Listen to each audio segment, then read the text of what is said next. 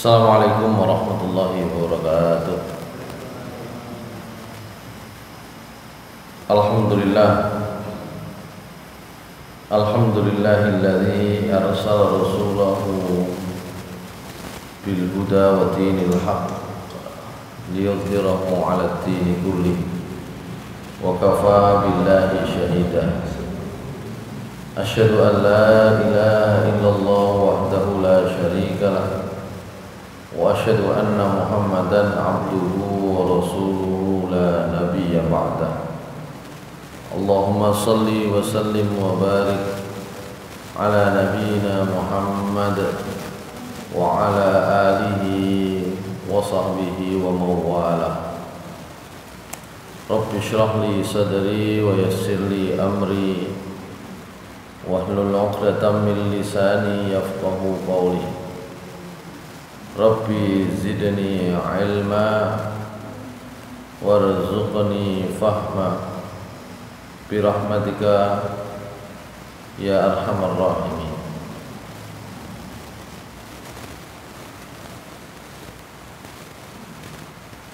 Jamaah salat maghrib di Masjid Al-Ikhlas yang dimuliakan Allah Subhanahu wa taala. Terakhir kita sampai di bab tentang sunnah-sunnahnya tawaf. Jadi bahwa di dalam ibadah haji rukun yang pertama, rukun yang kedua, yakni tentang tawaf, ada fardunya, ada perkara apa saja yang harus dilakukan dan apa saja yang harus dihindari. Tapi sekaligus juga ada sunnah-sunnahnya. Di antara sunnah-sunnah tawaf yang sudah dibahas itu adalah mengangkat tangan, kalau bisa mencium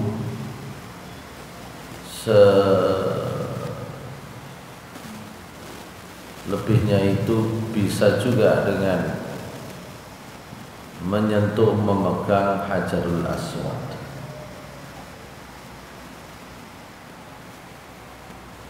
Berikutnya adalah ittiba, khususnya bagi yang jamaah laki-laki. Begitu pula lari-lari kecil, itu juga bagi yang laki-laki. Kemudian yang keempat itu adalah istilam, memegang kalau bisa rukun yamani. Dan yang terakhir, yang kelima adalah sholat 2 rakaat setelah tawaf. Hadirin sekalian yang dimuliakan Allah Subhanahu wa taala. Nah, kemudian kita akan masuk pembahasan berikutnya, yaitu di antara sunnah setelah tawaf itu adalah istihbabus syurbi min ma'i zamzam. Disunnahkan pula minum air zam-zam. Fa idza farighat ta'ifu min tawafihi wa shalla rak'ataihi 'indal maqam ustuhibba lahu ay yashraba min ma'i zam-zam. Apabila mereka yang melaksanakan ibadah haji atau umroh itu sudah selesai melaksanakan tawaf, dan setelah tawaf sudah juga melaksanakan sholat sunnah 2 rakaat, sebisa mungkin lurus dengan maqam Ibrahim, disunnahkan pula baginya untuk minum air Zam-Zam. Dalam sebuah riwayat ada di dalam Sahih Muslim dan Sahih Bukhari dan Sahih Muslim, anna Rasulullah sallallahu alaihi wasallam syariba min ma'i Zamzam wa annahu qala innaha mubarakatun innaha ta'amu ta'min wa shifa'u saqaumin. Kata beliau,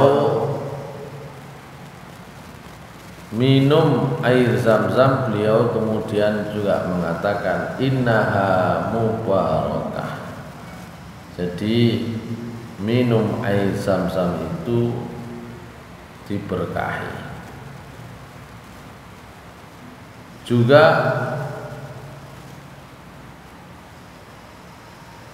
innaha ta'amu ta'min, ini juga makanannya orang yang lapar, ya, orang yang butuh makan. Wa shifa'u saqaumin, dan obatnya penyakit, ya. Dalam riwayat yang lain disebut wa anna Jibril alaihi salam ghassala qalba Rasulillah sallallahu alaihi wasallam bima'iha lailatul Isra. Malaikat Jibril itu mencuci hatinya Rasulullah sallallahu alaihi wasallam dengan air Zam-Zam pada malam Isra Mi'raj. Sementara dalam hadis riwayat Tabrani, Ibnu Hibban juga meriwayatkan, Ibnu Abbas radhiyallahu anhuma menceritakan, anna Nabiyya sallallahu alaihi wasallam qala khairu ma'in ala wajhil ardi ma'u Zamzam fiha ta'amut ta'mi wa shifa'us saqami. Sebaik-baik air di muka bumi ini adalah air Zam-Zam. Di dalamnya terdapat makanannya orang yang lapar, maksudnya begitu ya. Dan di dalamnya juga ada obatnya penyakit, obatnya orang yang sakit.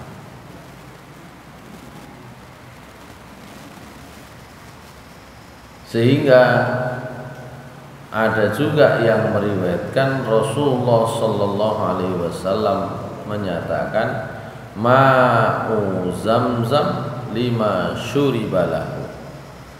Air Zam-Zam itu tergantung niat yang minum, gitu ya. Untuk apa dia diminum? Dari sinilah nanti kemudian Abdullah bin Umar itu akhirnya membuat doa yang sering diajarkan.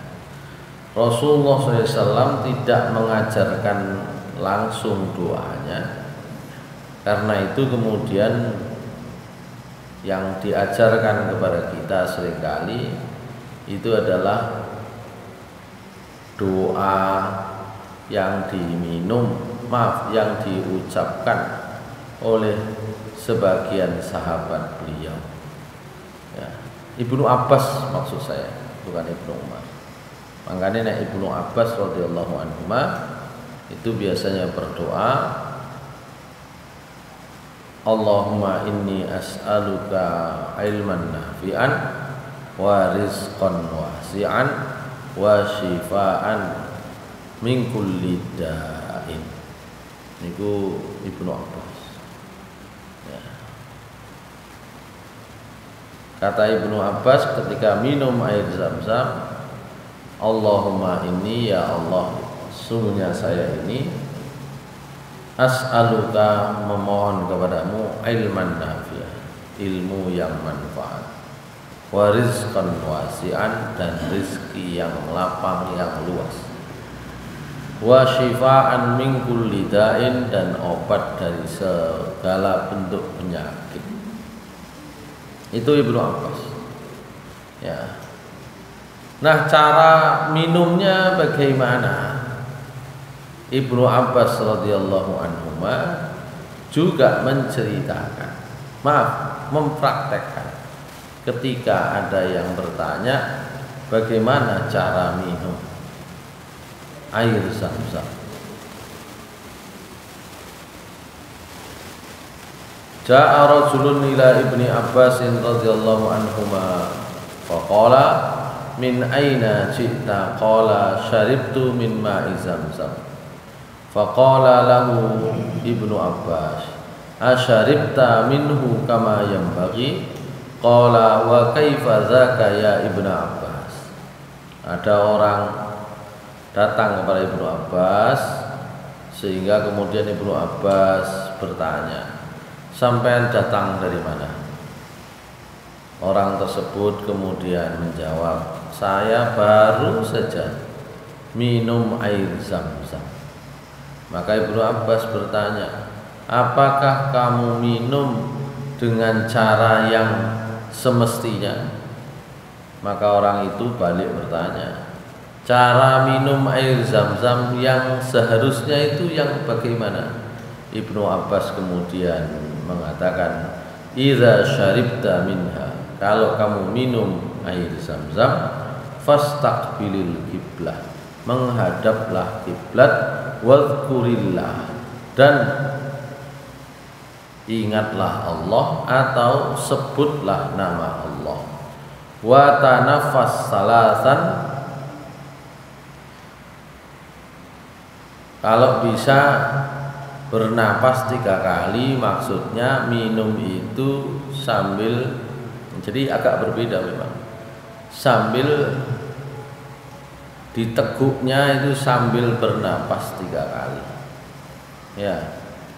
Fa idza farighta fahmadillaha fa inna Rasulullah sallallahu alaihi wasallam qala ayatun bainana wa bainal munafiqin annahum la yatadalla'una min Zam-Zam.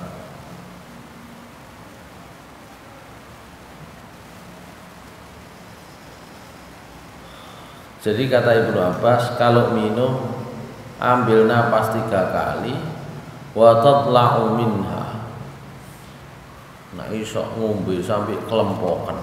Nah, itu bedanya air Zam-Zam dengan yang lain-lain. Termasuk menghadap kiblat, dalam riwayat yang lain dengan berdiri. Beda dengan minum yang lain. Kalau yang lain siji tinggal lungguh, luru gak oleh napas, ya, telu ya gak oleh sampai kelempokan. Nah, kelempokan itu berarti kakean. Kalau air Zam-Zam justru sampai kelempok, sing akeh, sampai glegek, nah, gitu ya. Itu bedanya air Zam-Zam dengan minum yang lain. Sehingga kata Rasulullah SAW, bedanya orang beriman dengan orang munafik, kalau minum air Zam-Zam itu adalah mereka gak iso sampai kelempokan karena keyakinannya biasa-biasa saja. Orang beriman itu punya keyakinan air Zam-Zam itu air yang paling istimewa. Niat untuk sesuai dengan apa yang ada keinginan dalam hatinya.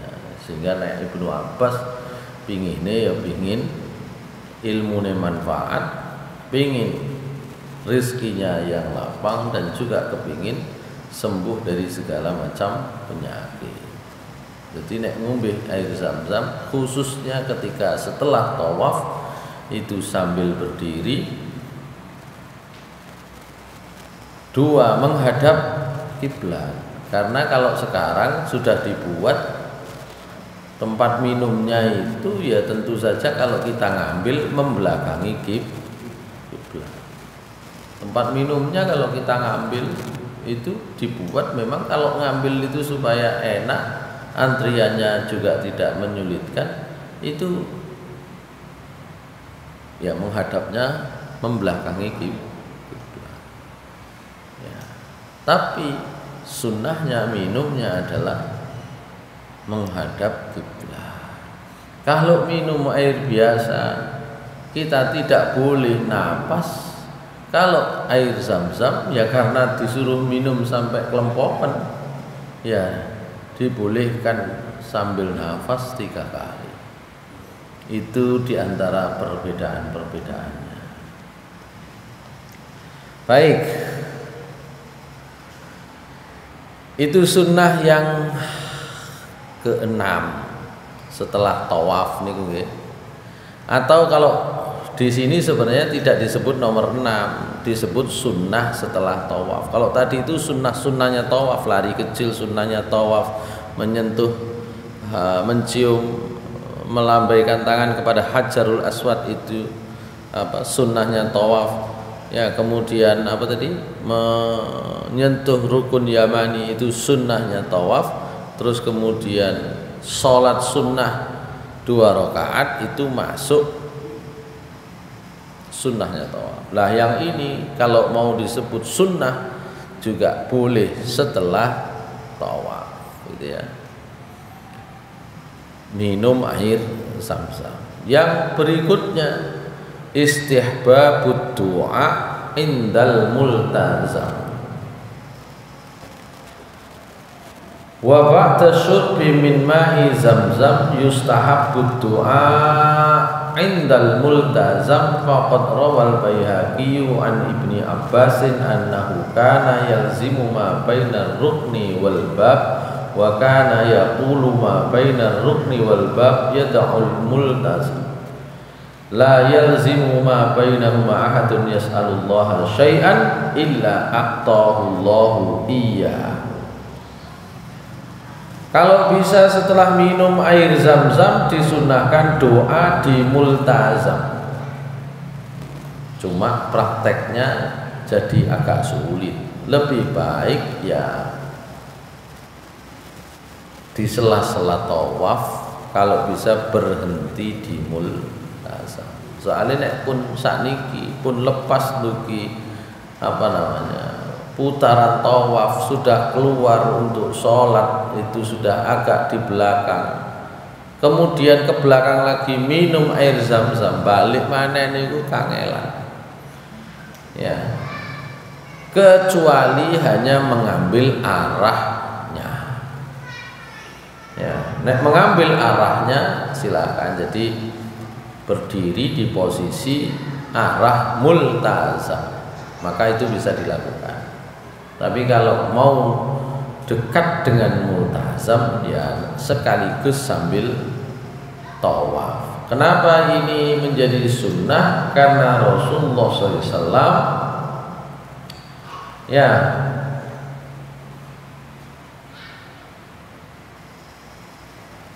memberikan contoh sehingga kemudian Ibnu Abbas itu yalzimu ma bainar rukni wal bab ya, mesti kalau antara Hajarul Aswad dan pintu Ka'bah itu mesti menyatakan ma bainar rukni wal babi yad'ul multazam la yalzimu ma bainahuma ahadun yas'alullaha syai'an illa a'tahu Allahu iyyahu. Antara rukun Hajarul Aswad, antara Hajarul Aswad dan pintu Ka'bah ya, disitulah orang berdoa itu mesti dikabulkan ya.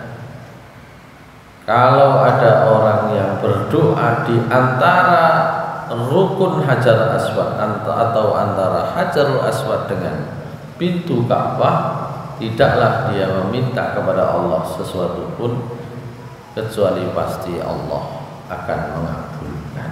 Ini di antara tempat yang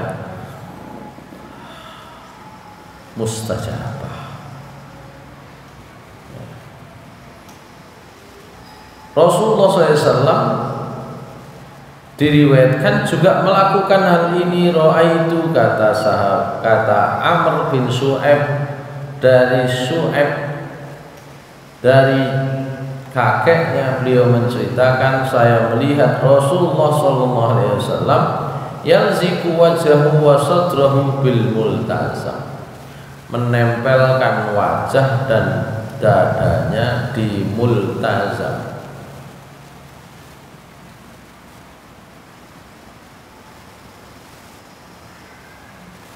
Baik, itu berdoa di multazam. Nek saged mendekat, menempel. Cuma kan tidak setiap ada kesempatan untuk tawaf itu punya kesempatan untuk berdoa di multazam. Kalau disebut multazam itu ya seperti yang disebutkan tadi itu, Rasulullah SAW menempelkan wajah dan dadanya di multazam antara Hajarul Aswad dan pintu. Cik, ini jaraknya tidak banyak. Kalau sekarang tiba-tiba oleh tentara, oleh askar, oleh petugas diatur, diberi barrier, diberi penghalang, ya, maka jelas tidak bisa. Ya, meskipun mungkin yang sering juga akan ketemu situasi itu tanpa penghalang.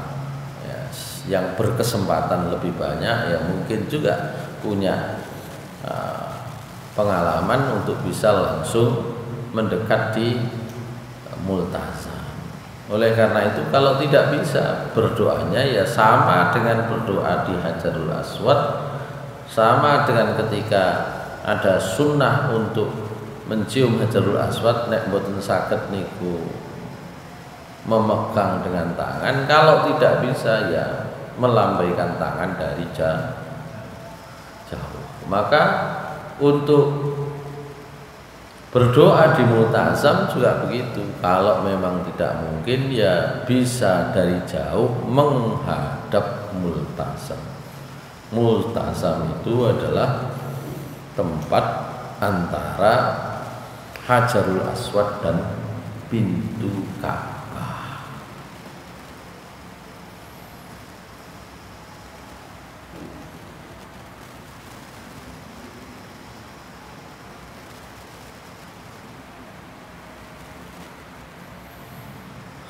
Baik,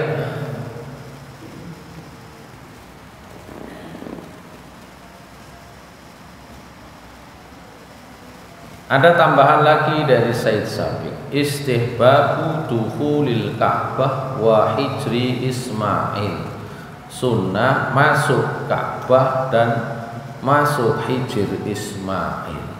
Dalam hadis riwayat Bukhari dan Muslim, Ibnu Umar radhiyallahu anhuma menceritakan dakhala Rasulullah sallallahu alaihi wasallam al-Ka'bata huwa wa Usamah ibnu Zaid wa Utsman ibnu Talha fa ughliqu alaihi falamma fatahu akhbarani Bilalin atau falamma futihu akhbarani Bilal anna Rasulullah SAW shalla fi jawbil Ka'bah bainal amudainil yamaniyaini.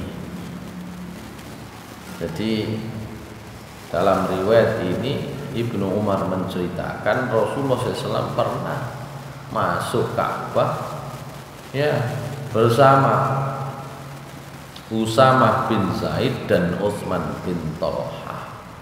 Ya, di dalam Ka'bah itulah Rasulullah SAW sholat, gitu ya. Tapi karena ini situasi yang jarang, saged ta sampeyan wong sing nyekel kunci ini ya tak mesti mlebu kok. Tidak semua orang bisa masuk, jadi lebih sulit lagi melaksanakan ini. Karena itu Wastadalla al ulama bihadza ala anna dukhulal ka'bati was salata fiha sunnah. Wa huwa wa in kana sunnatun wa in kana sunnatan illa annahu laisa min manasikil haji li qauli Ibnu Abbas radhiyallahu anhuma ayyuhan nas inna dukhulakum al bait laisa min hajikum fi syai'. Meskipun sunnah kalau bisa masuk itu sholat di dalamnya, tapi sholat di dalam Ka'bah itu tidak termasuk tata cara atau kaifiyah atau tuntunan haji. Ibnu Abbas menyatakan hal tersebut, wahai manusia, kalian masuk Ka'bah itu tidak termasuk sama sekali bagian dari haji kalian.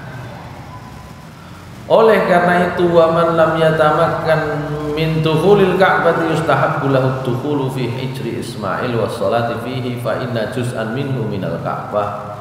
Rawa Ahmad bi sanadin jayyidin an Sa'id bin Jubair an Aisyah qalat ya Rasulullah kullu ahlaka qad dakhala al-baita ghairi kullu ahlika qad dakhala al-baita ghairi faqala arsili ila Syaibah fayuftah lakil bab fa ursilat ilaihi faqala Syaibah mastata'na fathu fi jahiliyah wala islam bilail faqala Nabi sallallahu alaihi wasallam shalli fil hijri fa inna qaumaka istaqsaru an bina'il baiti hina banauhu.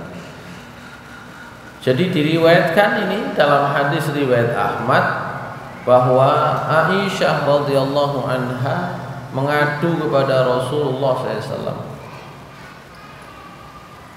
Apa yang diadukan? Wahai Rasulullah, kabeh keluargamu niku pun tahu melbu Ka'bah, sudah pernah masuk Ka'bah, kecuali saya. Maka kata Rasulullah, wes sampean minta tolong kepada Syaibah ya untuk dibukakan pintu. Maka Aisyah kemudian mengutus orang menemui Syaibah. Nah, Syaibah menjawab, kami belum bisa membukakan pintu itu baik pada masa jahiliyah maupun saat ini bilailin rupane niku wayahe bengi. Mboten nate kin biyen sampai sakniki dibuka niku pas bengi, kebetulan mintanya pas malam. Maka Nabi sallallahu alaihi wasallam akhirnya mengatakan sholli fil hijri, kalau gitu sholatlah di hijr Ismail. Fa inna qaumaka istaqsaru an bina'il baiti hina banauhu.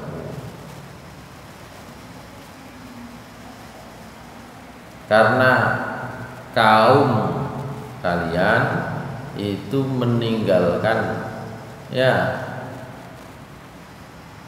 membangun bait itu, membangun hijr itu ketika mereka membangun Ka'bah. Maksudnya ya mereka ketika membangun Ka'bah itu meninggalkan atau tidak memperhatikan hijr Ismail sebagai bagian daripada Ka'bah.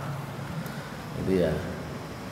Dengan ini dimafhumi, dipahami bahwa hijr Ismail itu bagian dari Ka'bah. Karena itu kemarin ketika bahas tentang tata cara tawaf, tidak boleh tawaf itu masuk ya cek cidek mlebu liwat Hajarul Aswad, metu liwat sisi lain, itu enggak boleh.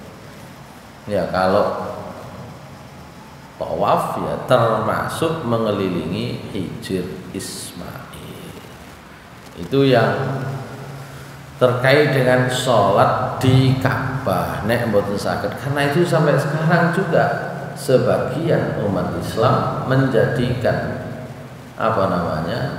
Hijr Ismail itu sebagai tempat yang diperebutkan untuk dimasuki nek iso salat. Biasanya askar niku maringi kesempatan dengan cara antri, diatur antri ya. Ada antri. Pokoknya sabar rodok suwe nang kono. Nek kepingin cepet-cepet nggih mboten saged gitu ya. Itu tentang Hijr Ismail.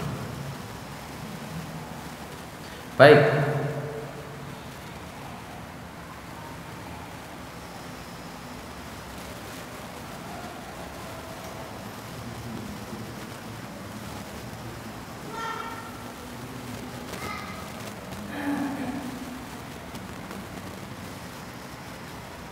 Dalam sebuah riwayat, disinilah Nabi Ibrahim itu berdoa. Disebut Hijr Ismail karena ya kalau dikaitkan dengan surat Ibrahim ayat 37, ya disitulah di Hijr Ismail itulah Nabi Ibrahim itu ya meninggalkan Nabi Ismail. Hijr itu artinya kamar atau tempat ya. Dalam surat Ibrahim ayat 37 Nabi Ibrahim berdoa, a'udzubillahi minasyaitonirrajim, Rabbana inni askantu min dzurriyyati biwadin ghairi dzi zar'in 'inda baitikal muharrami Rabbana liyuqimus shalah faj'al af'idatan minan nasi tahwi ilaihim warzuqhum minas samarati la'allahum yashkurun. Ya Tuhan kami, sungguh saya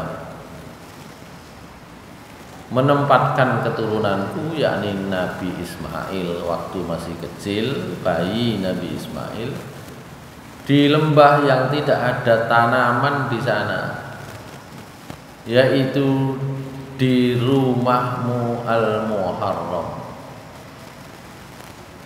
Oleh karena itu ya Tuhan kami ya Allah, jadikanlah mereka orang yang menegakkan sholat, jadikanlah hati manusia itu condong kepada mereka ya, artinya ya terus mau melaksanakan ibadah ya, baik haji maupun umroh ya, dengan mengikuti jejak mereka, anak-anakku kata Nabi Ibrahim.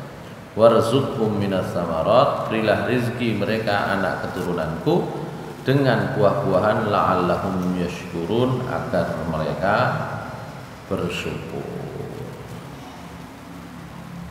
Dan disitulah ibu Nabi Ismail menyusui Nabi Ismail, meminum air zam-zam ya. Ketika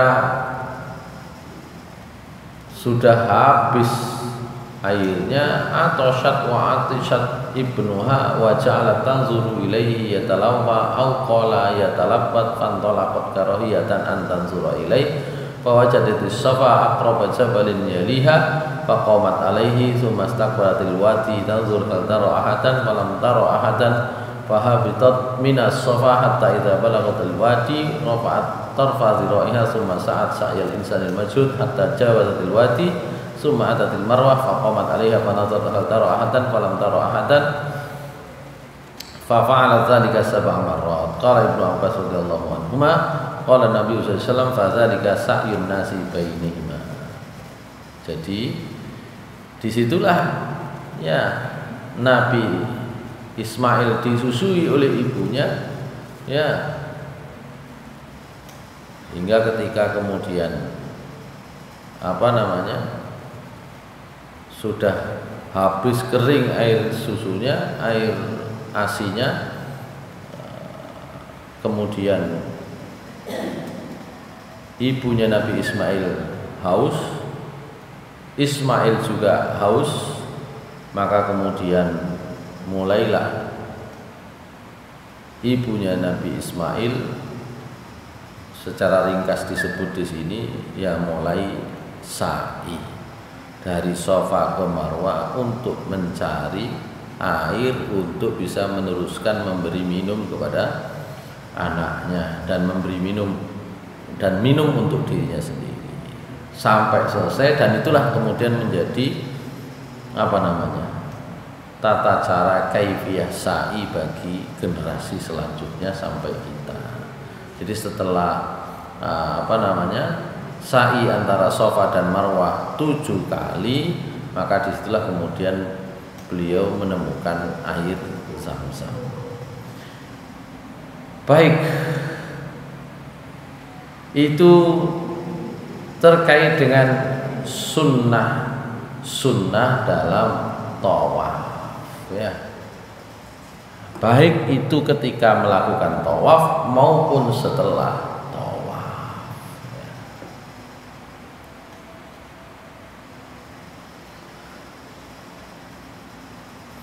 Nah, kemudian setelah ini pembahasannya adalah sa'i antara Safa dan Marwah.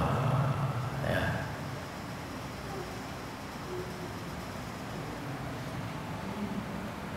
Dalam kaitannya dengan sa'i Safa dan Marwah, antara Safa dan Marwah, Allah Subhanahu wa taala sudah menyatakan dengan jelas di dalam surat Al-Baqarah, ya,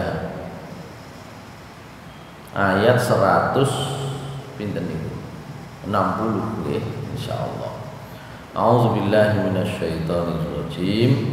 Innas safa wal marwata min sya'airillah. Faman hajjal baita aw i'tamara fala junaha alaihi ayyat tawafa bihima. Maaf, ini 158, maaf. 158.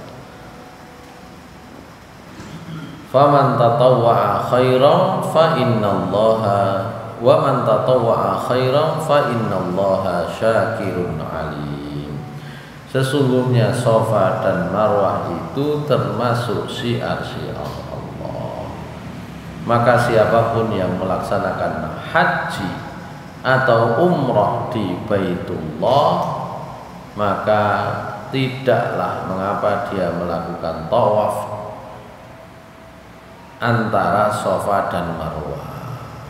Ya, kalau tawaf itu kan muternya, kan memang muter dari Safa ke Marwah, muter lagi. Itu kenapa menggunakan kalimat ayat tawafa bihima.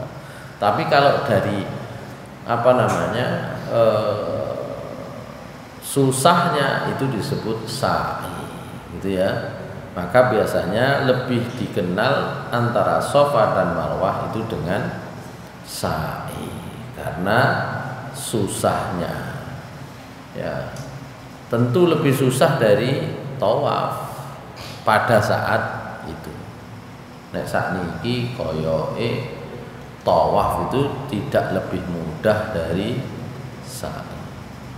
Tidak lebih mudah dari sa'i. Ya tergantung sakniki niku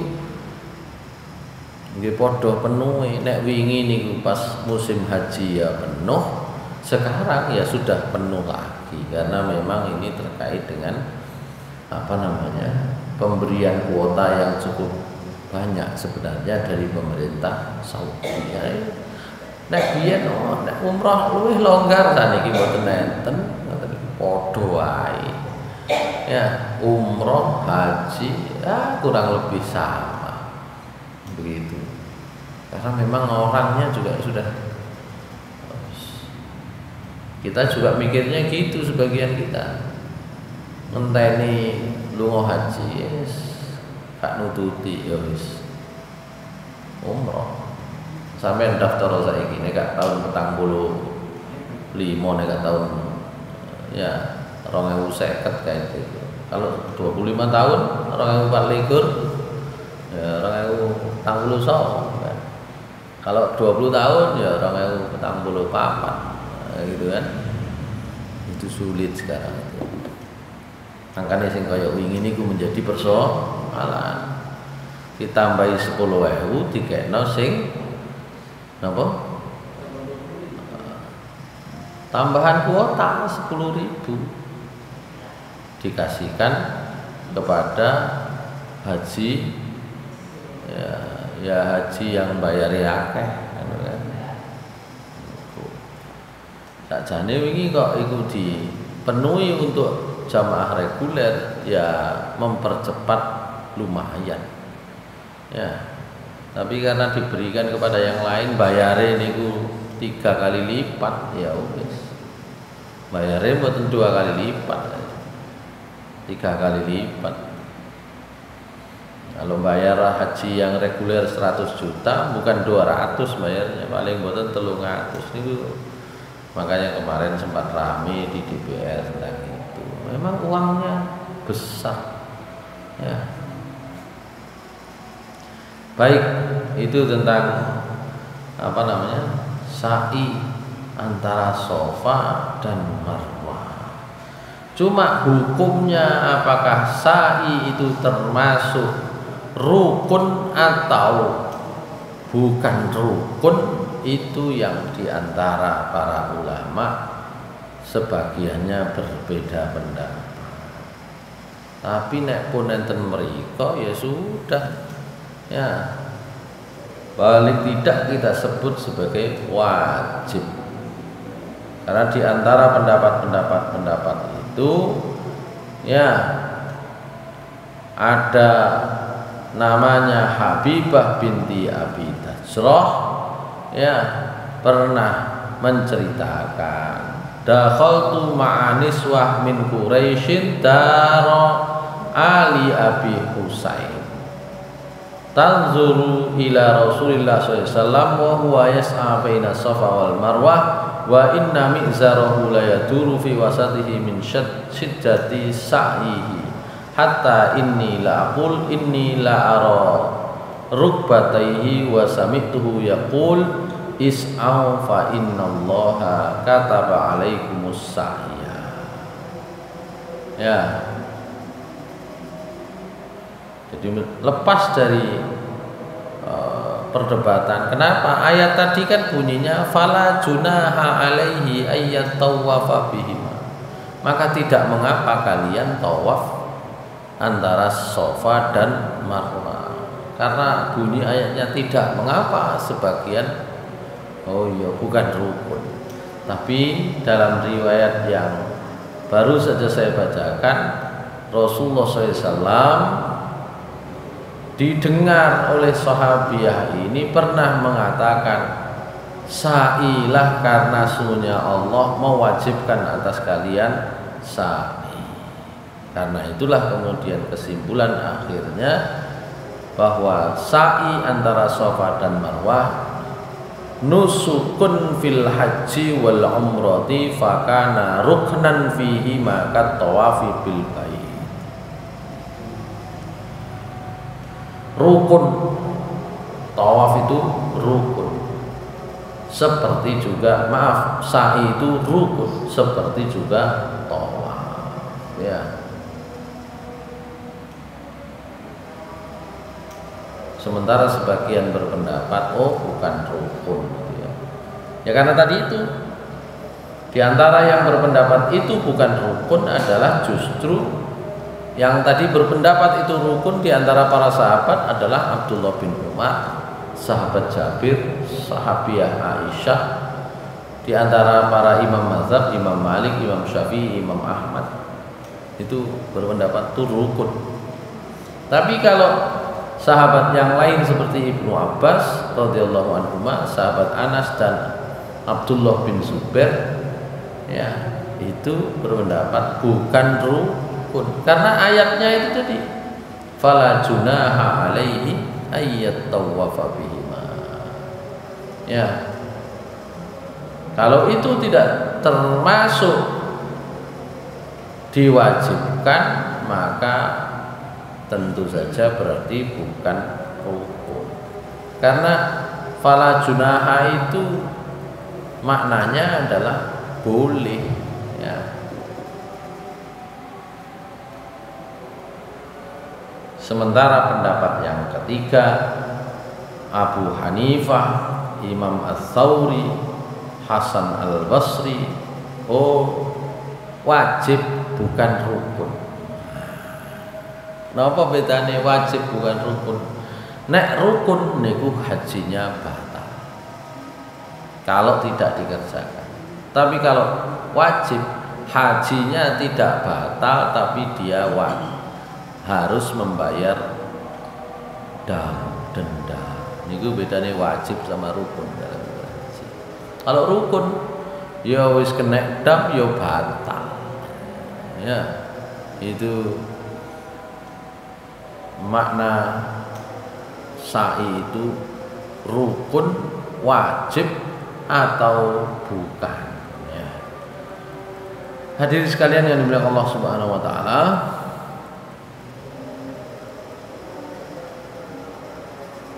itu tentang sa'i antara Safa dan Marwah dari segi hukumnya. Kalau dari segi tata caranya, ya berlari antara Safa dan Marwah, Marwah dan Safa sampai terhitung 7 kali. 7 kali itu ya sama tadi itu. Sebagiannya dengan lari kecil di awal, sebagiannya boleh dengan jalan. Gitu kan? Itu kemudian dilakukan, nanti ada doa yang bisa diucapkan karena dicontohkan antara Safa dan Marwah. Barangkali nanti ketentuan rincinya bisa kita bahas di waktu-waktu berikutnya. Hadirin sekalian yang dimuliakan Allah Subhanahu wa taala. Ini dibahas di sini nanti memang agak detail ya, agak rinci ya tentang bagaimana tata cara melaksanakan ibadah haji secara lebih detail dan secara lebih ringkas itu umroh. Jadi kalau di sini bicara tentang haji berarti termasuk di dalamnya umroh. Nah, tadi yang dibahas lebih awal adalah tentang tawaf, dan yang nomor 3 adalah sa'i. Kalau yang pertama kan ihram ya, kemudian tawaf dan sa'i. Setelah sa'i nanti ada pembahasan tentang wukuf di Arafah. Jadi ada beberapa bacaan atau doa yang dicontohkan oleh Rasulullah SAW, baik ketika memulai maupun ketika berdiri di Bukit Safa, berdiri di Bukit Marwah, ya. Dan kemudian termasuk zikir-zikir, doa-doa yang bisa dibacakan ketika lari atau lari-lari kecil antara Safa dan Marwah. Jadi di Bukit Safa atau Marwahnya ada bacaan doa yang dicontohkan. Ya, ketika sedang berlari di antara keduanya juga bisa berdoa, boleh berdoa, memilih doa dan zikir yang nanti kita akan pelajari. Secara umum doa khusus selain di tempat bukit itu ya sebenarnya boleh pilih, tidak ada doa khusus. Tapi kalau di tempat bukitnya ya, di Safa atau Marwahnya memang ada contoh sehingga nanti sunnah. Tapi nanti secara umum boten moco pun itu tidak membatalkan ibadah atau pelaksanaan sa'inya. Ya, jadi rukunnya itu sama dengan sholat ya. Kalau kita baca sampai rinci mana rukun mana sunnah, maka nanti banyak yang bukan termasuk rukun. Ya. Pembahasan fikih itu enten, yang detail itu enten, ada enaknya, tapi ada juga bahayanya. Misalnya, ketika disebut apa saja rukun sholat? Takbiratul ihram. Oh maaf, pertama niat. Kedua takbiratul ihram. Ketiga membaca surat Al-Fatihah. Keempat ruku. Kelima iktidal. Keenam sujud. Ya. Sampai nanti terakhir adalah tasyahud dan salam. Pertanyaan berikutnya, dungane napa? Sunnah, akhirnya gak diwaca. Nah, gitu ya. Tapi kita tetap perlu tahu mana rukun, mana sunnah. Kenapa? Karena kalau rukunnya terpenuhi secara hukum sah dia. Ya. Kalau semua dianggap rukun, misalnya donga subhana rabbiyal azim gak diwaca. Lah kok nek niku tidak dibahas sebagai sunnah, ketika ditinggal batal salat kabeh. Begitu. Padahal gurung mesti wong iku langsung apal kabeh. Lah wong mlebu Islam napa wajib salat napa mboten? Wajib. Kapan? Nek wis apal kabeh, kira-kira saulan gurung karuan apal gak salat-salat gitu. Nah, di situ pentingnya para ulama membahas rukun dan bukan rukun. Tapi nek digawe pembahasan wis sing penting rukune tok, donga gak diwaca. Nah, itu masalah. Padahal Rasulullah mengatakan shollu kama ra'aitumuni usolli. Salatlah kalian sebagaimana kalian melihat saya, mengetahui saya salat. Begitu pula ibadah haji. Kita membahas ini rukun, ini sunnah. Kok umpama semua yang dilakukan oleh Nabi itu jadi rukun? Wah, repot. Ya.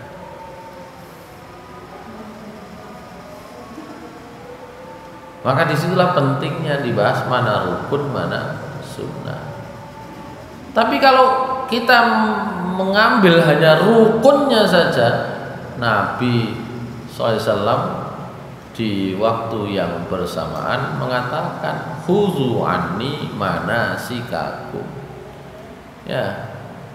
Manasik haji umroh kalian ya ambillah dari saya. Nah, kabeh sing dilakoni Nabi itu manasik. Itu karena itu mempelajari rukun dan sunnah itu penting untuk tahu supaya kita bisa memprioritaskan mana yang bisa dikerjakan lebih dulu, diprioritaskan lebih dulu, gitu ya, tanpa meremehkan kaifiyah tata cara yang lain. Gitu. Kadang-kadang kita itu mengambilnya, oh iki, oh sunnah gak apa-apa wis. Sebisa mungkin kita laksanakan, tapi kalau itu tidak mungkin tidak membatalkan. Itu pentingnya membatalkan rukun dan sunnah. Kalau bahas fikih itu mesti dicari niki rukun niki sunnah. Tapi nak sampean manasik haji nggak dibahas mana rukun mana sunnah, ya wis pokoknya carane ngene. Kita jadi nggak tahu sing ndi sih. Niki bingung, kula mau lali mboten ngene batal napa mboten. Nah, itu kan. Kalau sudah manasik itu mboten enten pembahasan ngoten. Pembahasannya wis pokoknya sing dicontohno waktu manasik dilakoni gitu. Itu.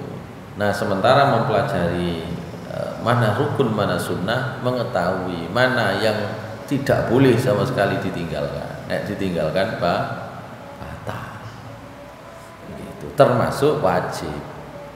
Ya, mana yang wajib dalam manasik ibadah haji dan umroh itu dibedakan antara rukun, wajib dan sunnah.